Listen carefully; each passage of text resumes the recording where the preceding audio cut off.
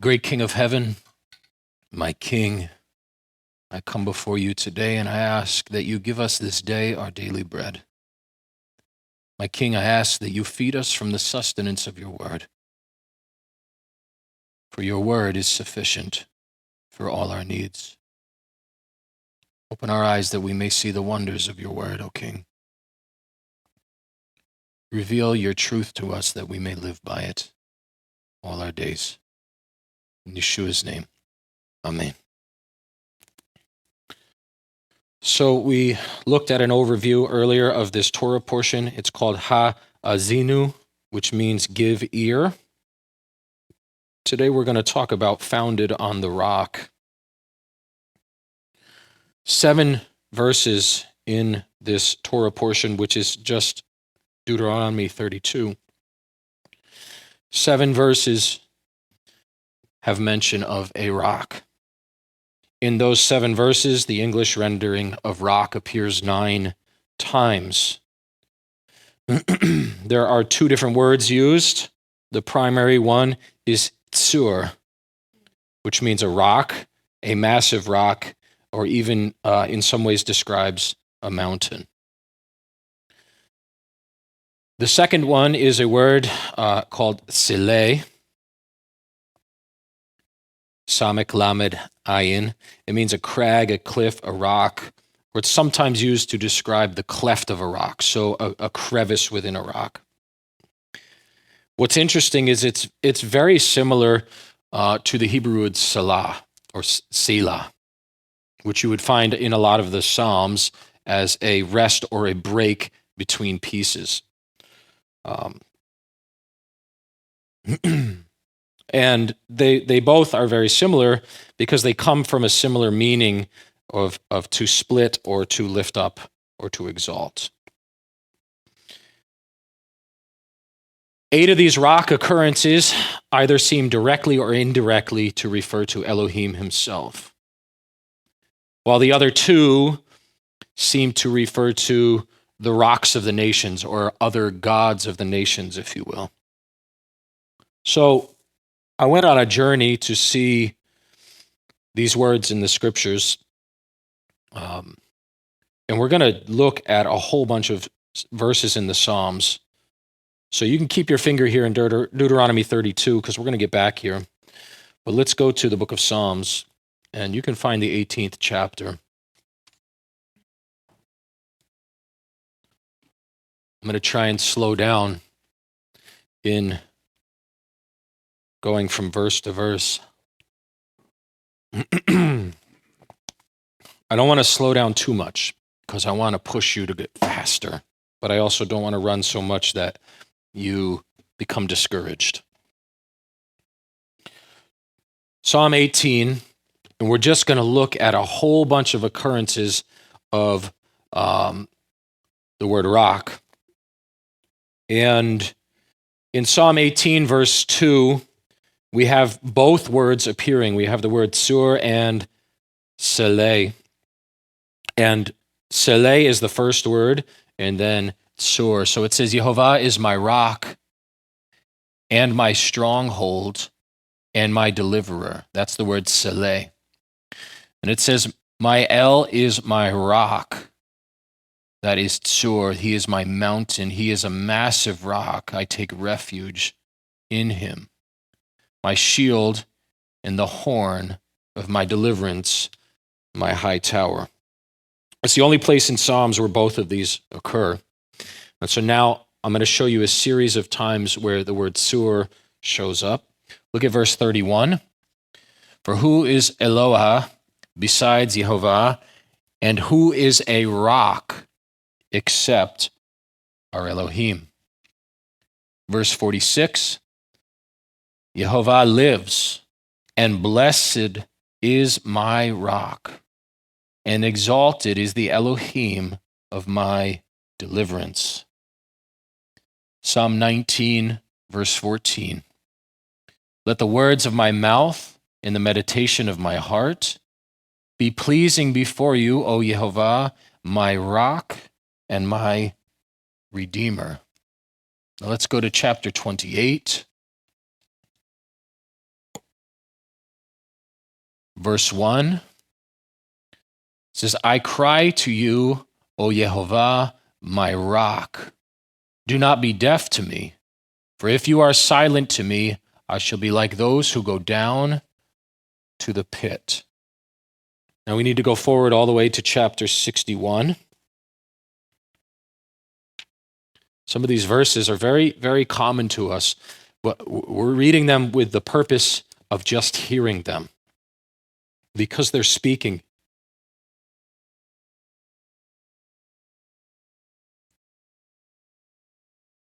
This is the word sur. 61 verse 2, from the ends of the earth I call unto you. When my heart is faint, lead me to the rock that is higher than I. Psalm 62 verse 2, he alone is my rock and my deliverance, my strong tower. I am not greatly shaken. Look at verse 6 in the same chapter. He alone is my rock and my deliverance, my strong tower. I am not shaken. Verse 7, my deliverance and my esteem depend on Elohim, the rock of my strength. My refuge is in Elohim. Let's go to chapter 71.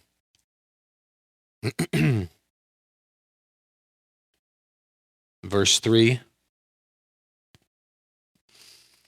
says, be to me a rock to dwell in, to go into continually. You have given the command to save me, for you are my rock and my stronghold.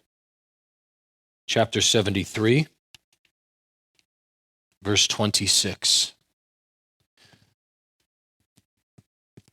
My flesh and my heart shall waste away, but Elohim is the rock of my heart and my portion forever. Chapter 78, verse 35.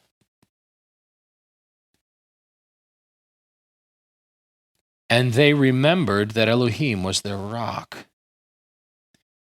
and the Most High El, their Redeemer. Have you noticed how many times in hearing him referred to as rock, what we have synonymously with that is Redeemer, Deliverer, Savior? It's really interesting. We'll get into why in a little while. Go to Psalm 89. Verse 26. He calls out to me, you are my Father, my El, and the rock of my deliverance. Psalm 92, verse 15. To declare that Yehovah is straight, my rock, and in him is no unrighteousness. Psalm 94, verse 22. But Yehovah is my defense, and my Elohim, the rock of my refuge. Psalm 95, verse 1. Come, let us sing to Yehovah. Let us raise a shout to the rock of our deliverance. We need to go a long ways. Psalm 144.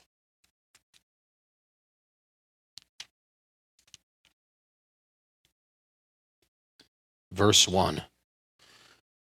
Blessed be Yehovah, my rock, who is teaching my hands for war, for fighting. All right, now we're going to backtrack. We'll look at a few occurrences of Seleh. We need to go to Psalm 31.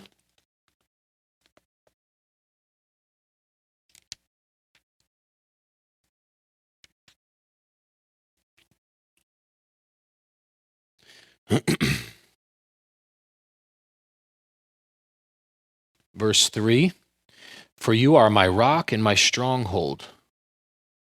For your name's sake, lead me and guide me. Psalm 40,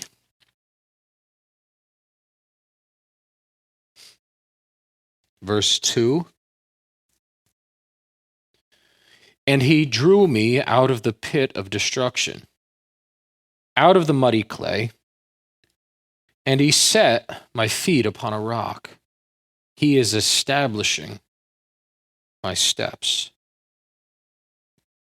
Psalm 42, verse 9.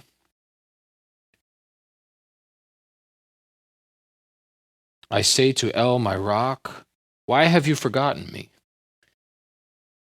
Why do I go mourning because of the oppression of the enemy? Excuse me. This reminds me a lot of Elijah when he went all the way to the mountain of God and into the cave, and he's complaining. And in the rock, in the cleft of the rock, in the cavern of the rock, he finds Elohim, not in the whirlwind, not in the lightning, not in the thunder, but in that still small voice.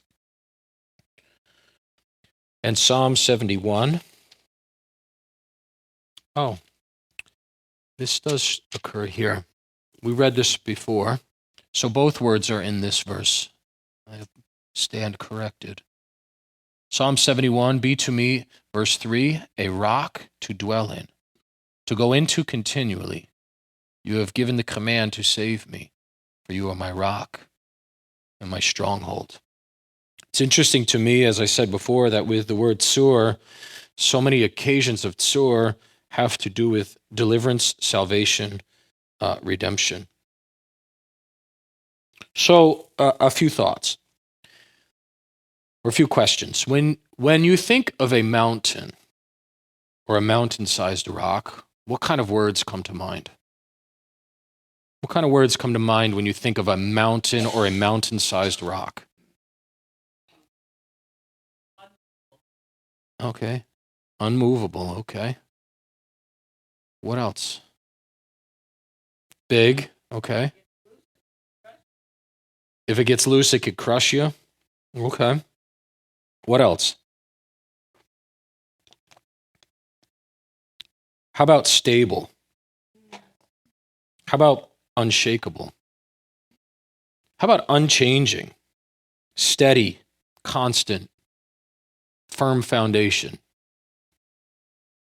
And maybe our lifetimes aren't very long, but if you look at the mountains in your lifetime, they probably haven't looked like they've changed at all. How about cleft of the rock? What does that make you think of? The cleft of the rock. Safety. Shelter. Security. Hey, I had those words written down. How about hiding place? Refuge. So with that, let's dig into this a little bit. The Song of Moses, as it is called in Deuteronomy 32, this is the second song that Moses sang and wrote, is written as a prophecy. But what's interesting is, as I said before, it covers Israel's past, present, and future. But it's a prophecy written in the form of what's called the Hebrew word is riv, which is a covenant lawsuit.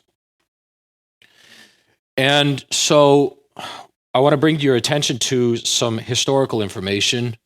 In the ancient Near East, which is where Israel was, which is where Babylon was, and Assyria, and all those ancient cultures, there were formal steps that you would go through to bring a lawsuit. They would include this. Number one, the first thing would be a warning to the vassal. So you have two groups, right? And we talk about it this way, the greater and the lesser. You have the king and you have the subjects. The technical terms would be suzerain, which would be the king, and the vassal, which would be the subject.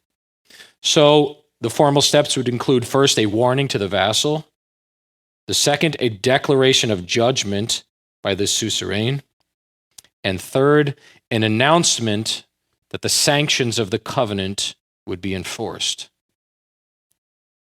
What's interesting is that many of the prophets later on, Isaiah, Jeremiah, Ezekiel, and such, draw from what Moses says here. This is the prototype covenant lawsuit. And when they're standing as messenger on behalf of Elohim, they're the one bringing the accusation against Israel on his behalf. And they're pulling from this piece in Deuteronomy. It's all really important for us to understand. So as legal representatives of the covenant, they're bringing a lawsuit against Israel, and they're drawing from this piece in Deuteronomy 32. If you didn't read this portion, we're going to look now at all the occurrences of where rock shows up. So 32 verse 4 says, "The rock, his work is perfect, for all his ways are right ruling. In El of truth and without unrighteousness. Righteous and straight is he." Now go to verse 13. "He made him," talking about Israel, "ride in the heights of the earth, and he ate the fruit of the fields. And he made him to draw honey from the rock, and oil from the flinty rock." Verse 15, "But Yeshurun grew fat and kicked." You grew fat, you grew thick, you are covered with fat. So he forsook Eloha, who made him, and scorned, here's that phrase again, the rock of his deliverance. Verse 18,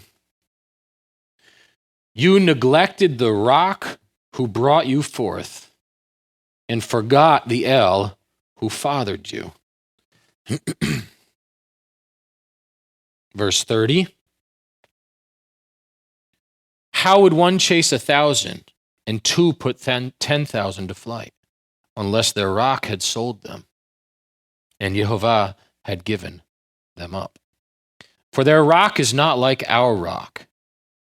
Even our enemies are judged." If you don't understand what's being said here, is what it's saying is, how could anyone come up and put 10,000 to flight unless Elohim had abandoned that group? So how could Israel put 10,000 to flight unless Elohim had abandoned the nations? Because they had taken another rock, is what it's saying.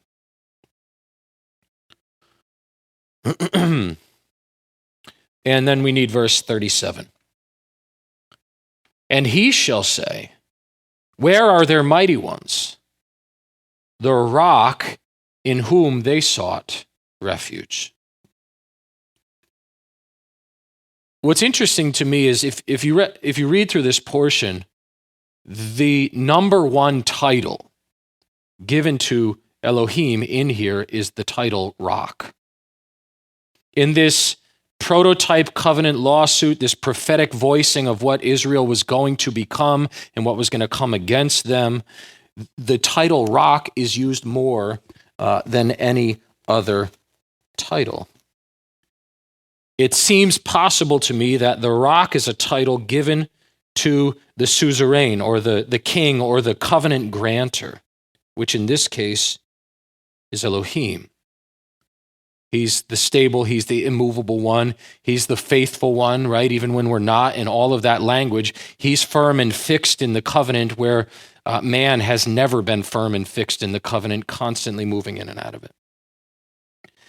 And so I was thinking that this title of rock has a lot to do with covenant.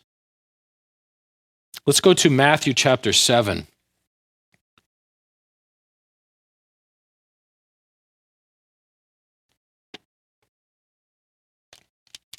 And you're going to see some interesting similarities here.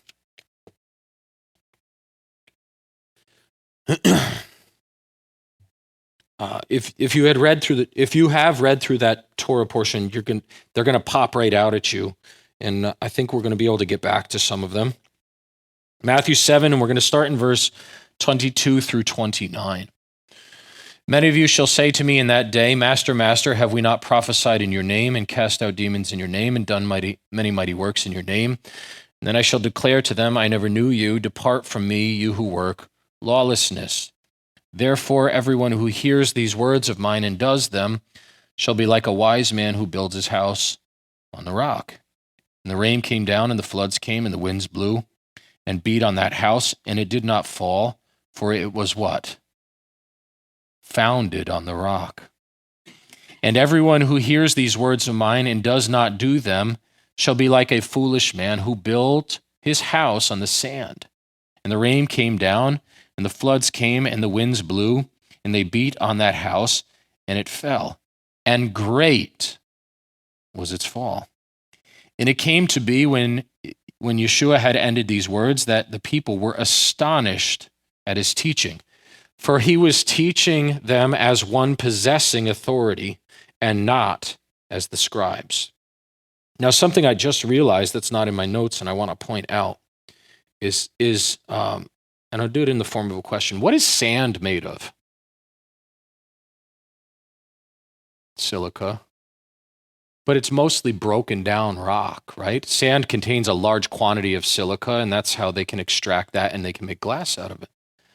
But consider that what is being said here is the difference between being founded on one tzur, massive, large, mountain-sized rock, or being founded on a multitude of small rocks, many gods, versus one great and mighty God, right? It's an interesting thought. Verse 29, for he was teaching them as one possessing authority and not as the scribes. The question is, what type of authority is Yeshua doing what he's doing?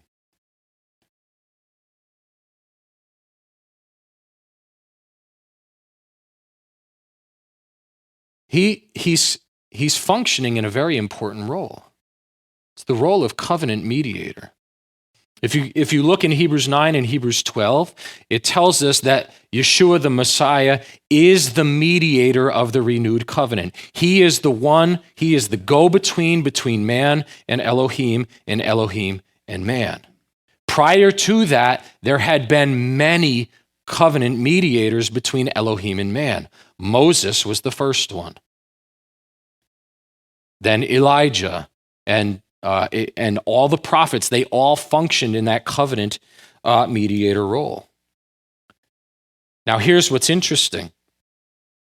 Moses in Deuteronomy 18 tells us we have to obey Yeshua. Not because he's an amazing person, not because he's a perfect person or any of that reason, because he's coming as covenant mediator. He's coming as the representation of Elohim on the earth, and that requires you to obey him. The same as Israel was required to obey Moses. The same as after Moses, Israel was required to obey Joshua. Just the same that when Elijah spoke or Elisha spoke or Isaiah spoke or Hosea or Amos or Micah or any of the other prophets, John the Baptist, whenever they spoke, Israel was required to obey because they were standing as covenant mediator, as the representation of God on the earth. Following me? So this text here mirrors a lot of what's in Deuteronomy. In verse 23, he says, depart from me. Now, if you were in Bible study this morning, I brought to light a point that, because my son asked me the question, he said, he was contemplating separation from God. And he said, I thought the Bible tells us that he will never leave us nor forsake us. And I said, it does. But what does that mean? Elohim has never been the one to leave the covenant. It has only ever been us. Our sin causes us to depart from him. When you sin, you literally depart from him, because sin means to miss the mark. You have to move away from him in order to sin.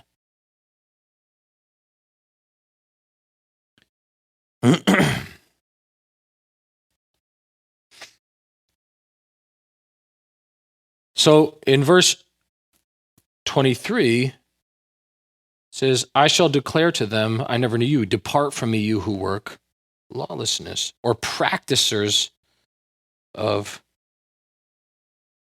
iniquity.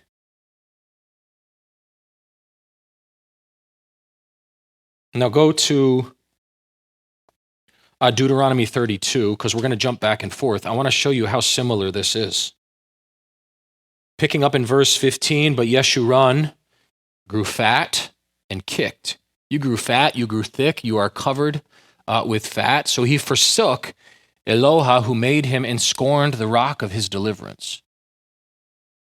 They moved him to jealousy with foreign matters. With abominations they provoked him. They slaughtered to demons, not Eloha.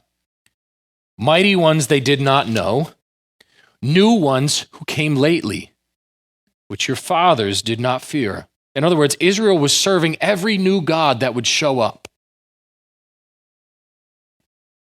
Verse 18, you neglected the rock who brought you forth, and forgot the El who fathered you. And Yehovah saw and despised because of the provocation of his sons and his daughters. And he said, let me hide my face from them. Let me see what their end is. For they are a perverse generation, children in whom there is no trusting. So Israel forsakes him, abandons him, neglects him, scorns and makes fun of him. And because of that, they have departed. And he says, okay, they left me. Now I'm going to hide from them. In other words, I'm not going to make myself easy to find for them because of the way they have been, and I want to see the outcome. But the blessing of this whole, in the end, is the redemption of Israel, right? Because the Father has a plan. Always has a plan.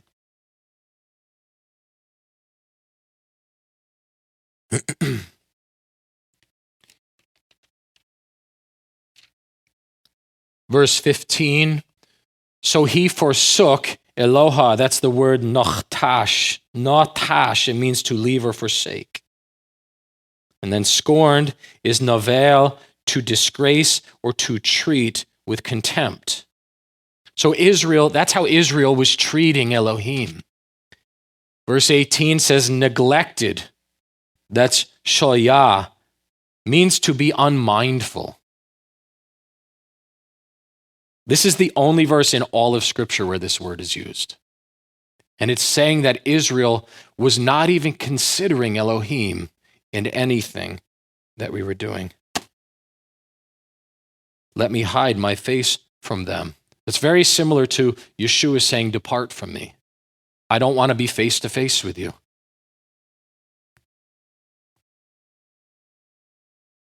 Now, back in Matthew 7, I'm sorry, I meant to tell you to keep your finger there. I'll wait a moment.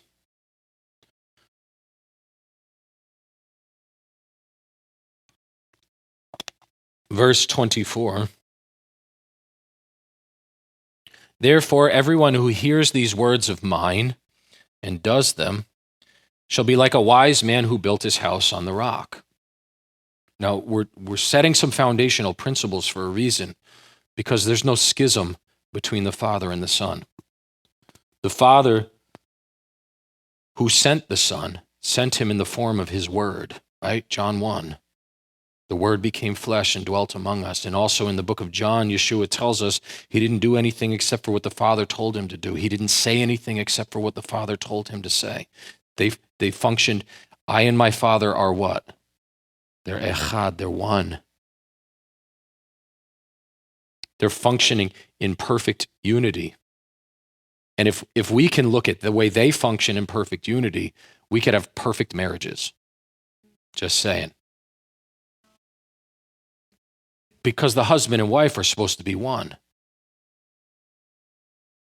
And one of them is saying and doing what the other one wants them to say and do. Just saying. It's the Bible, not me. Anyway, now that I agitated you. So why is he saying everyone who hears these words of mine and does them shall be like a wise man who builds his house on the rock? What authority does he have? The same as any prophet. His authority is in the one who he's coming on behalf of. He's coming on behalf of the great King of heaven who has made covenant with Israel. And he's saying to them, if you obey my words, because they're his words, you will be founded on where? The rock.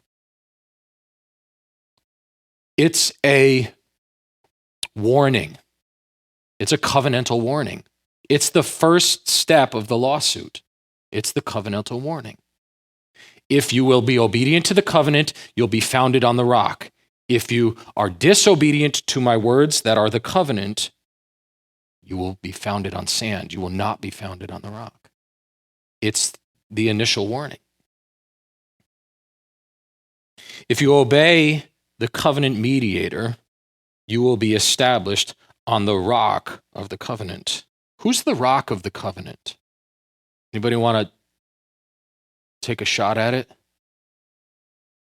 Who's the rock of the covenant? Who's saying Yeshua? Raise your hand if you think it's Yeshua. Okay. Now raise your hand if you think it's Elohim himself. Some of you had your hand up for both of them. You have to pick one or the other. I'm so glad we're doing this study together. Go to Matthew 16. This gets more interesting. Matthew 16 takes place in an area called Caesarea Philippi. And some of you have probably heard this before.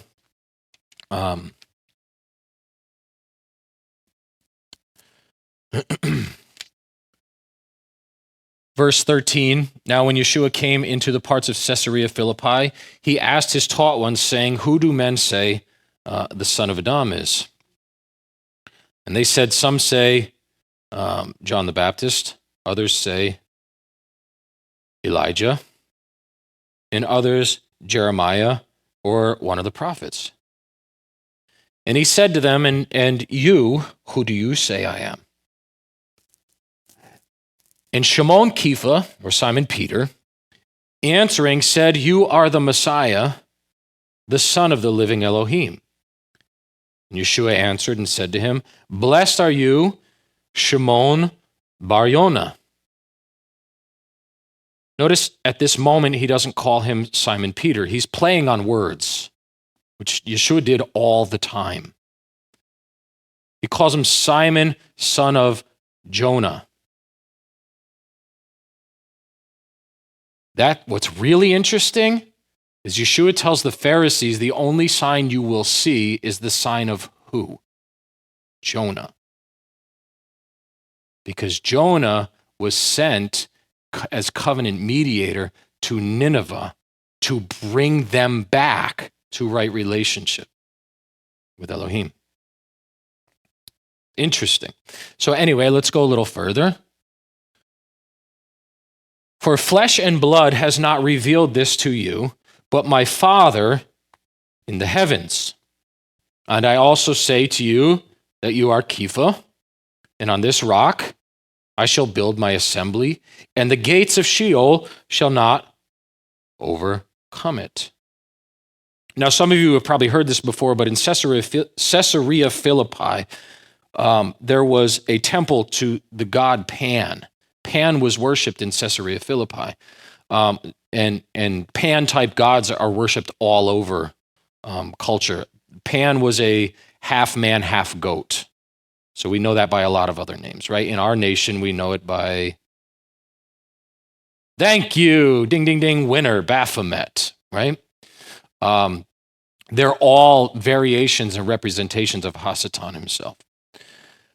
In the high places in Caesarea Philippi, there was a place that was known as the gates of hell.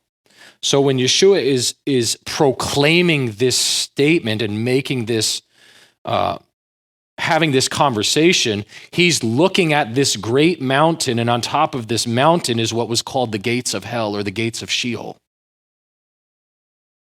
And he's making a comparison, and he's saying, on this tzur, on this great mountain, I will build the assembly, and this mountain and its gates are not big enough to come against this mountain and the congregation that will be on it.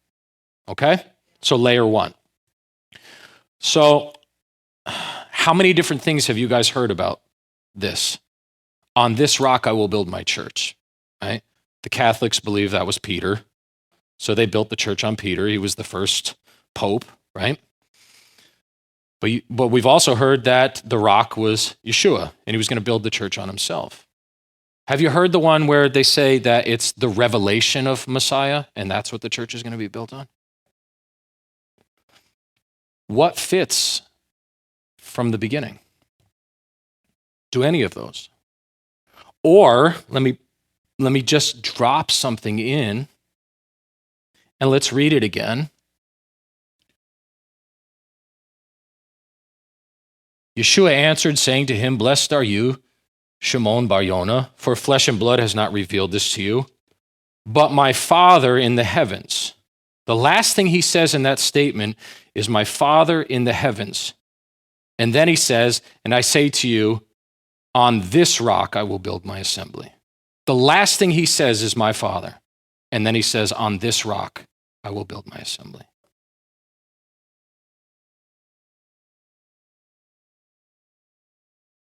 I'll show you how the rest of the pieces fit in, and why I believe what he's saying is he's going to build the assembly on the rock of Elohim, because Elohim started to build the congregation on himself in the wilderness. Messiah is just coming along to continue the building. He's not doing something new. He's continuing what the Father started. Moses, as a prototype Messiah, as a covenant mediator, is building in the wilderness the congregation on Elohim. Messiah just picks that up and keeps it going.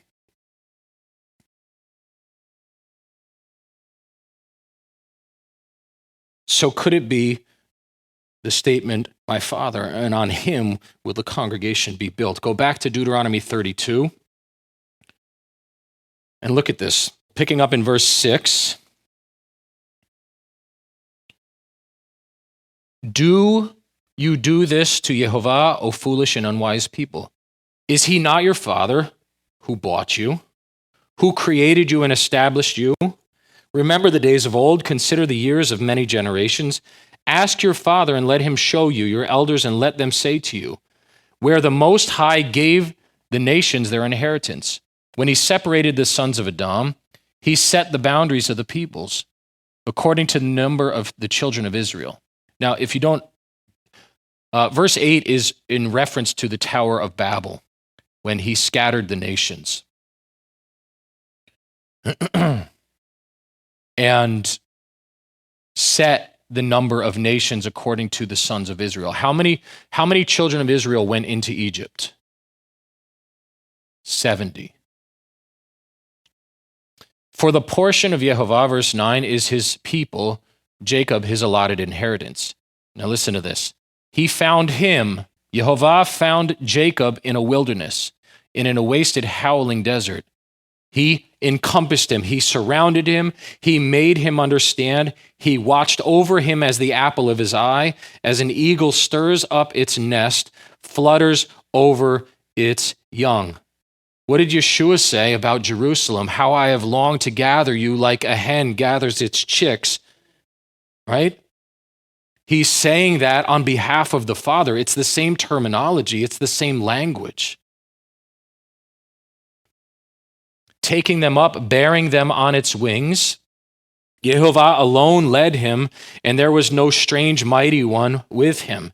He made him ride in the heights of the earth, and he ate the fruit of the fields, and he made him to draw honey from the rock, and oil from the flinty rock, curds from the cattle, and milk of the flock, with fat of rams and rams of the breed of Bashan, and goats with the choicest wheat, and you drank wine, the blood of the grapes." This sounds a lot like Psalm 23, the Lord is my shepherd, I shall not want. Right? And when you listen to that language, it's all leading, it's all nurturing, it's all caring for, it's all compassion, it's all causing you to grow. And even when you're in the valley of the shadow of death, you will fear no evil because my El is with me.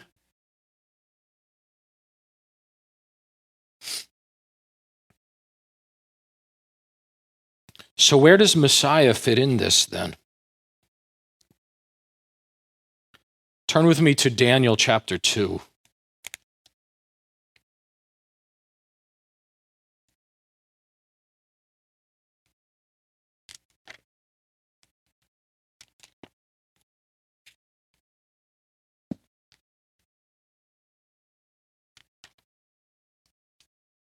In Daniel chapter 2, Nebuchadnezzar has a dream, and a dream that disturbs him, and he makes a deal. He says, anyone who can tell me my dream and interpret it, I'm going to take care of him, basically. So Daniel goes and he beseeches the Father, and he prays to the Father. We can pick up in there. Let's pick up in verse 20. Daniel responded and said, blessed be the name of Elah forever and ever, for wisdom and might are his. And he changes the times and the seasons. He removes sovereigns and raises up sovereigns. He gives wisdom to the wise and knowledge to those who possess understanding. He reveals deep and secret matters. He knows what is in the darkness, and light dwells with him. I thank you and praise you, O Elah of my fathers. You have given me wisdom and might, and have now made known to me what we asked of you. For you have made known to us the sovereign's matter. So Daniel went to Arioch, whom the sovereign had appointed to destroy the wise ones of Babel. He went and said to him, do not destroy the wise ones of Babel. Bring me in before the sovereign, and I shall show the interpretation to the sovereign. Now, let's jump down to verse 28. But there is an Elah in the heavens who reveals secrets. And he has made known to sovereign Nebuchadnezzar what is to be in the latter days. Your dream and the visions of your head upon your bed were these. As for you, O sovereign, on your bed, your thoughts came up, what is going to take place after this. And he who reveals secrets has made known to you what shall be after this. As for me, this secret has not been revealed to me because I have more wisdom than anyone living, but for our sakes who make known the interpretation to the sovereign, and that you should know the thoughts of your heart. You, O sovereign, were looking on and saw a great image. This great image and its brightness excellent was standing before you, and its form was awesome. This image's head was of fine gold, its chest and arms of silver, its belly and thighs of bronze, its legs of iron, and its feet partly of iron and partly of clay. You were looking on until a stone was cut out without hands, and it smote the image on its feet of iron and clay, and broke them in pieces. Then the iron, the clay, the bronze, the silver, and the gold were crushed together, and became like chaff from the summer threshing floors. And the wind took them away, so that no trace of them was found. And the stone that smote the image became a great mountain and filled all the earth. This is the dream and its interpretation we declare before the sovereign. You, O sovereign, are a sovereign of sovereigns, for the Elah of the heavens has given you a reign, power, and strength, and preciousness.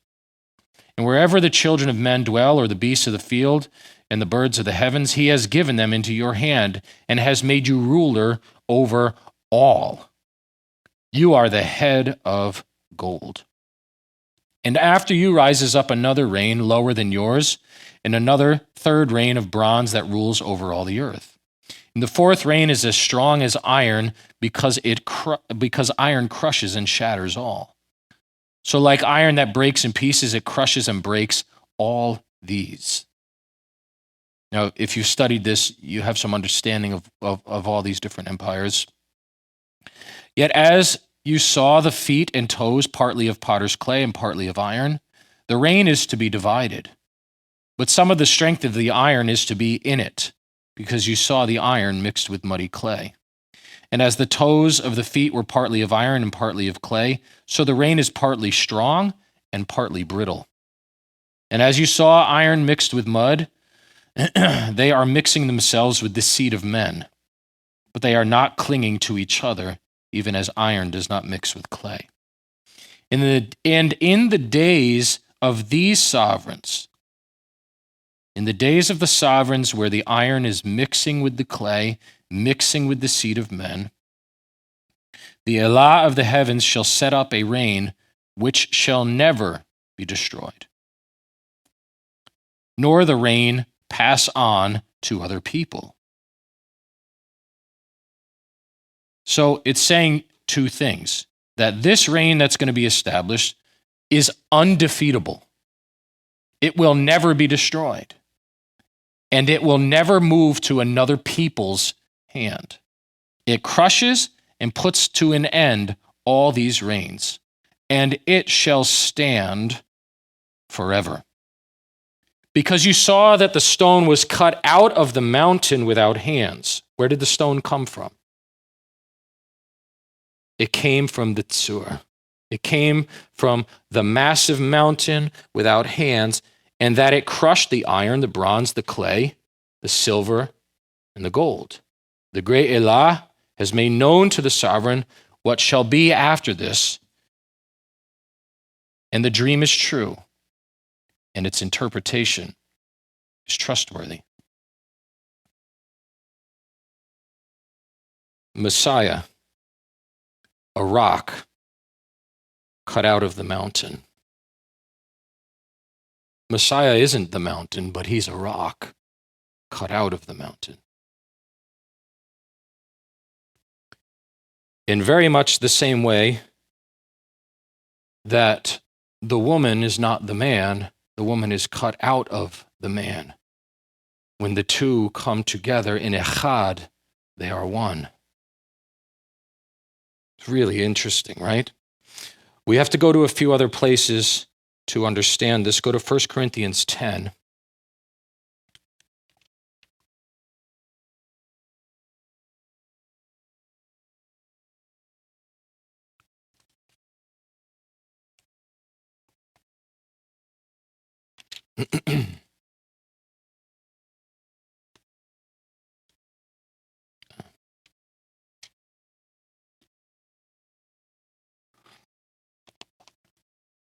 Speaking of Messiah,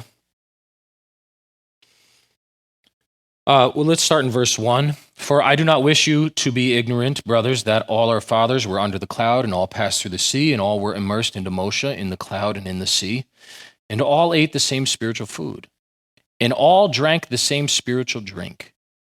For they drank of that spiritual rock that followed, and the rock was Messiah.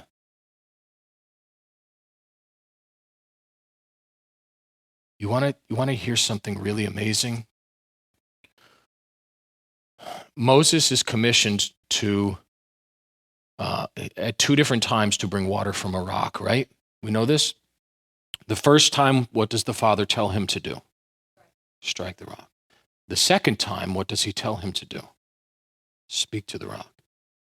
And Moses is banished because he struck the rock. The rock is Messiah. Now, Moses, when he strikes the first rock, is functioning as priest and prophet. At that time, the full function of the tabernacle was not in place. If you go, and we fast forward to Leviticus 16 for atonement,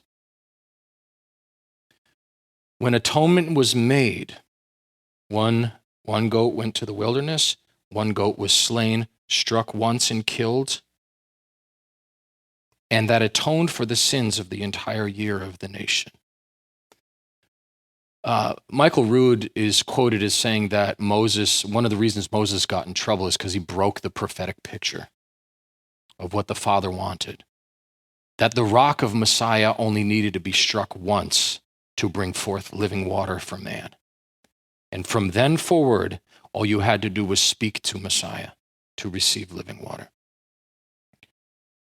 It's pretty interesting, right? Because it parallels perfectly the redemption through the Yom Kippurim sacrifice. The animal was slaughtered once, and all the sin of that time. When Messiah sacrificed, when Messiah was struck once on the cross, he will never be struck again. No one will ever even be able to touch him, lay a finger on him. I don't care if they have a nuke. I don't care if they have a B-52 bomber. It doesn't matter. He is untouchable. Death was only allowed to strike him once because he carried our sin. And he was redeemed and raised up to bring forth living water to man. It's amazing, isn't it?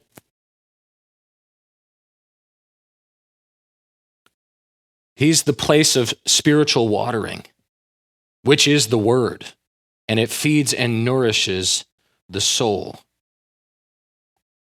Now, Romans 9, let's go there. Romans 9, verse 33, which is also quoted by Peter in 1 Peter 2.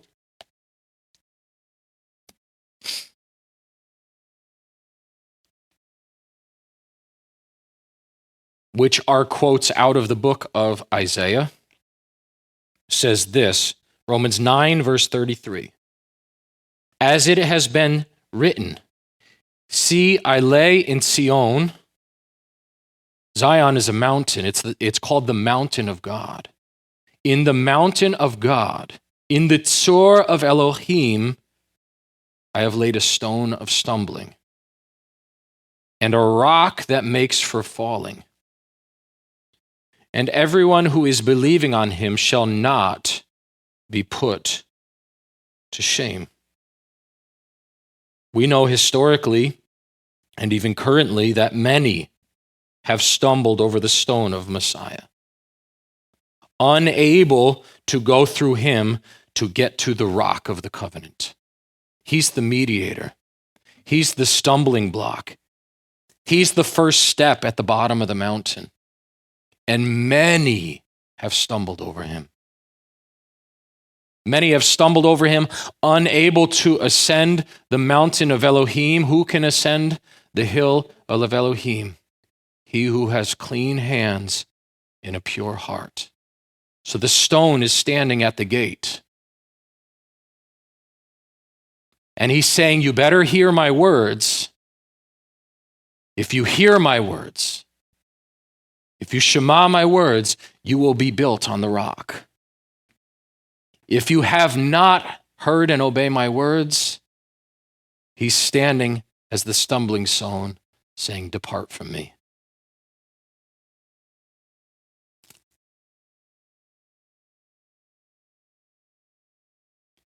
Many have stumbled over the stone of Messiah, unable to go through him to get to the rock of the covenant, because they haven't heard, they haven't heeded, they haven't obeyed Messiah's words.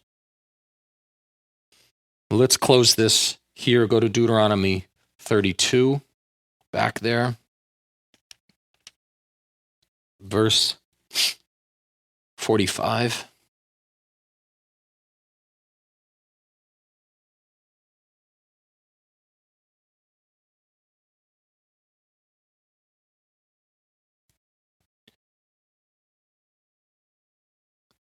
And when Moshe ended speaking all these words to all Israel, he said to them,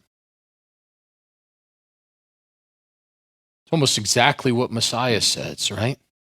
Messiah gets done preaching his Sermon on the Mount, and he says, if you obey me, you will be founded on the rock.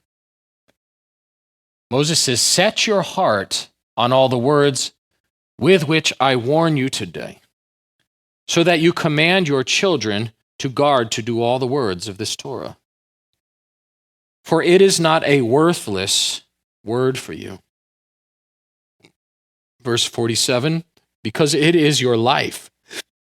And by this word you prolong your days on the soil which you pass over the Yarden to possess. The whole point of the Father giving Israel was the Torah was to keep them in the land, was to allow them to ascend the hill of Elohim, was to allow them to climb the mountain of God, to stand on Zion with clean hands and pure hearts. As the prophecy says, they spurned him.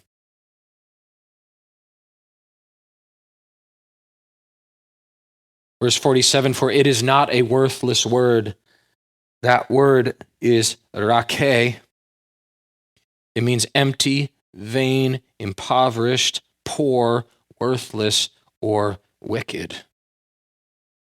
It's not an empty word. It's not a vain word. It's not an impoverished word. It's not a poor word. It is not a worthless nor a wicked word, because it is your life. If you look at that in the Hebrew, this is going to sound really funny. I want to tell you literally what it says. It for you, indeed, it your life.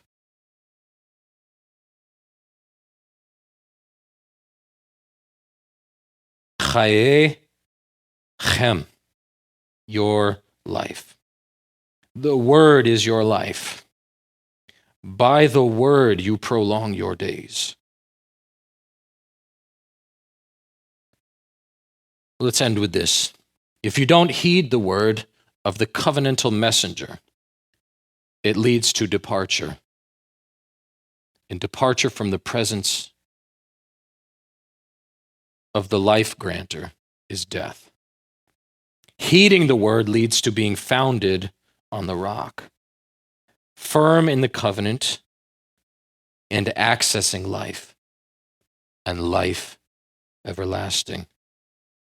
In Hebrew, chai olam.